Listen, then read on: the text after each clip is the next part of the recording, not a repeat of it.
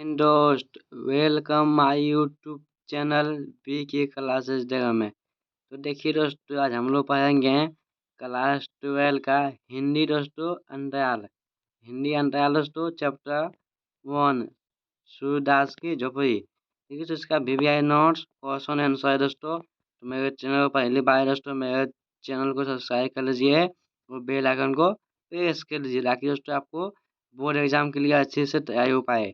तो देखिए दोस्तों, चलते हैं वीडियो पे। क्वेश्चन देखिए दोस्तों, सूरदास की झोपड़ी प्रेमचंद के उपन्यास रंगभूमि का एक अंश है दोस्तों।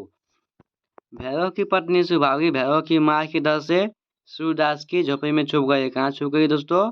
सूरदास की झोपड़ी में। किंतु सूरदास के हस्तक्षेप से वह उसे मार नहीं पाता। भैरव उस पत्नी को मार नहीं पाता। भैरव ओ उकसाने और भड़काने में जगधर की प्रमुख भूमिका रही। दोस्तों भैरव को कौन उकसाना और भड़काना था? तो जगधर। उसे स्वयं इस बात की थी कि सूरदास चैन से रहता है, खाता पीता है, उसके चेहरे पर निराशा नहीं झकलती, जबकि जगधर को खाने कमाने के राले पड़े हुए हैं। भैरव की बहुरिया सुभागी पर जगधर नजर भी रखता था। देखिए दोस्तों, भैरव की पत्नी सुभागी थी तो जगधर उसके पर नजर लगता था। भैरव सूरदास का पर नजर रखने लगा। अंततः उसे रुपयों की थैली उठा ले गया और सूरदास की झोपड़ी में आग लगा दी।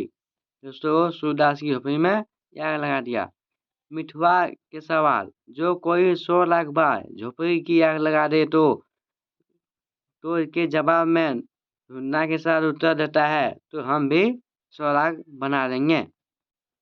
रात के 2 बजे होंगे कि अकस्मात सूरदास की झोपड़ी ज्वाला उठी। देखिए दोस्तों, रात के जो 2 बजे सूरदास की झोपड़ी से ज्वाला उठी। बजरंगी ने पूछा, यह कैसे लगी? चूल्हे में तो आग नहीं छोड़ दी की थी। जगधर, सूर्य क्या आज चूल्हा ठंडा नहीं किया था? न्याय का नाम चूल्हा ठंडा किया होता तो दुश्मनों का कलेजा कैसे ठंडा होता? सूरदास झोपड़े के जल जाने का दुख न था, बर्तन आदि जल जाने का दुख भी न था। दुख उस पोटली का था जो उसकी उम्र भर कमाई थी, जो उसकी जीवन की सारी आशाओं का आधार थी, जो उसकी सारी आदतों का निरीक्षक थी। देखिए दोस्तों, वो जीवन भर कमाई अपनी पोटली में थी दोस्तों। उसका पोटली कौन सा लिया? लोटा मिला, तवा मिला, किंतु पोटली नहीं मिली। देखिए दोस्तों, क्या क्या मिला? लोटा मिला, तवा मिला, किंतु पोटली ना मिली। दोस्तों क्वेश्चन पूछेगा, सूरदास को झोपड़ी जलने के बाद क्या क्या मिला? लोटा मिला, तवा मिला, किंतु पोटली ना मिली। देखिए दोस्तों, क्वेश्चन ऐसा भी पूछ सकता है, सूरदास झोपड़ी जलने के बाद क्या नहीं मिला? पोटली नहीं मिली। उसका वह पैर जो अब तक सही पर था फिसल गया और अब अर्थात गहराई में जा पड़ा। उसके मुख से सहसा एक सीख निकल आई। वह वहीं राख पर बैठ गया और बिखर बिखर कर रोने लगा। यह फूल की राख ना थी, उसकी अभिलाषाओं की राख थी। अपनी बेबसी का इतना दुख उसे कभी ना हुआ था।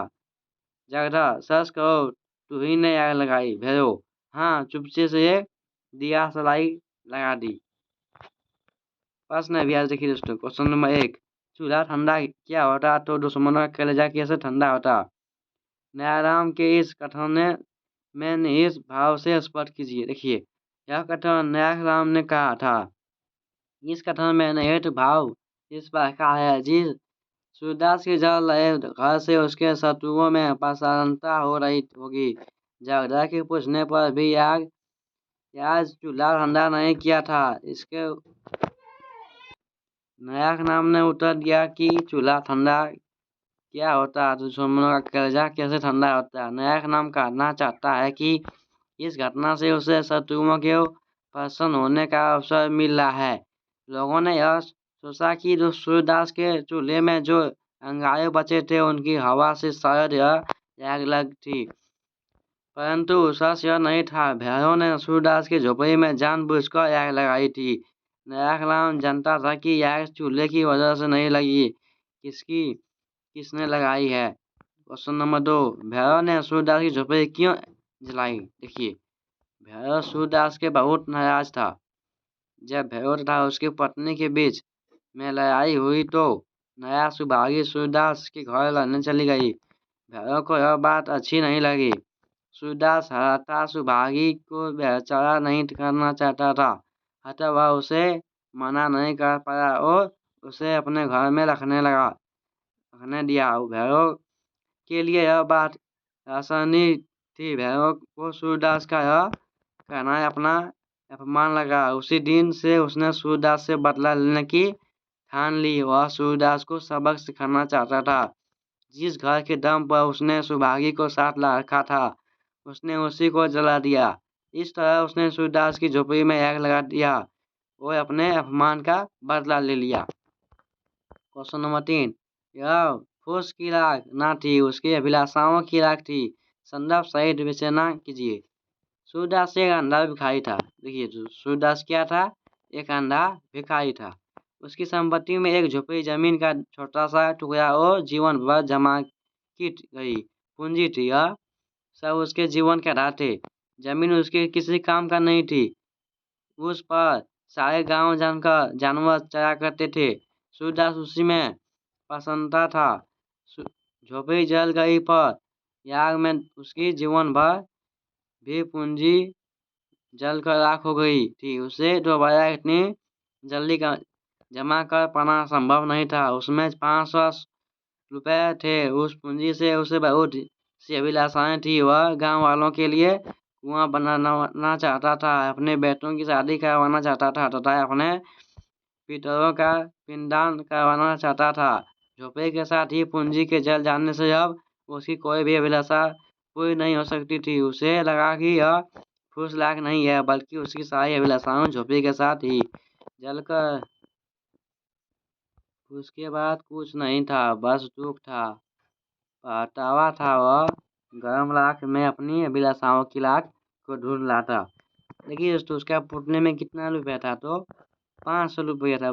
तो सूरदास की पोटली में कितना रुपया था? तो 500 रुपये। क्वेश्चन नंबर 4, जगधर के मन में किस तरह का ईर्ष्या भाव जगा और क्यों?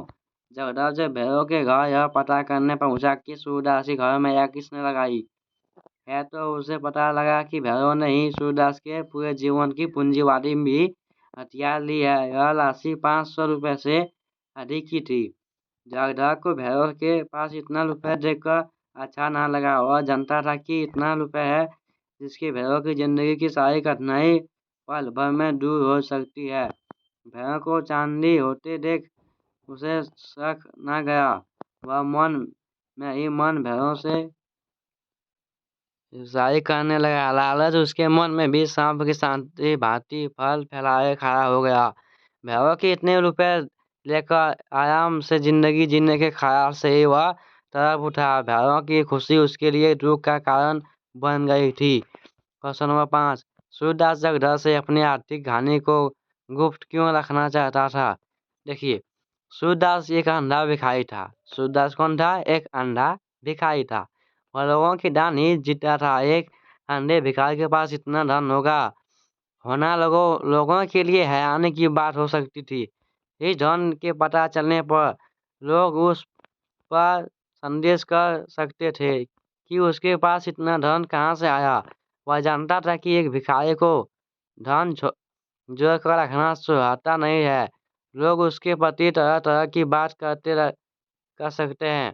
अतः जगधर ने उससे उन रुपयों के बारे में पूछा तो वह सफका गया। वह जगधर को डर इस बारे में बताना नहीं चाहता था। जगधर के द्वारा यह बताए जाने पर कि वह रुपया अब भैरव के पास है, तो उसने उन रुपयों को अपना मानने से इनकार कर दिया और स्वयं को समाज के आगे इज्जत नहीं करना चाहता था। वह जानता था कि कोई उसकी गरीबी का मजाक नहीं उड़ाएगा। लोगों को यह पता लगा कि उसके पास इतना धन था और वह लोगों को इसका जवाब नहीं दे पाएगा। अतः वह जगधर से अपनी आर्थिक हानि से गुप्त रखना चाहता था।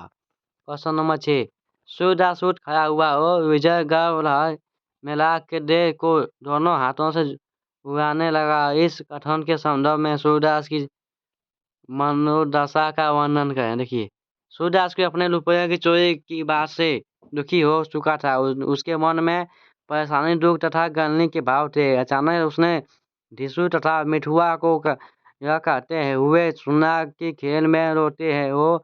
इस कथन ने सूरदास की मनोदशा पर चक्रदायकारी परिवर्तन कर दिया। दुखी हो निराशा सूरदास जैसे उठा और उसे एहसास हुआ कि जीवन संघर्षों का नाम है, इसमें हार जीत लगा रहता है। दोस्तों आप लोग सुना होगा, हार जीत तो जीवन है, हार और जीत।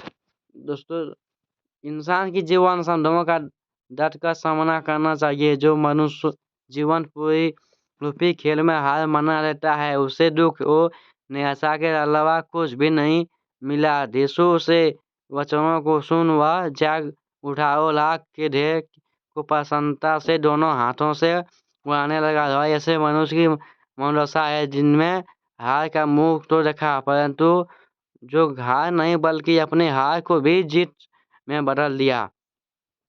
क्वेश्चन नंबर 7, तो हम 16 लाख बार बनाएंगे इस कथन में संदर्भ का मैं सूरदास के सहित का विवेचना कीजिए। देखिए, दृढ़ निश्चयों वो संकल्प पावन रुपये के जल जाने की बात ने सूरदास को कुछ समय के लिए उसे दोबारा खड़ा कर दिया, जिसने ढूंढ से बातों का सामना करना की कसम खा ली।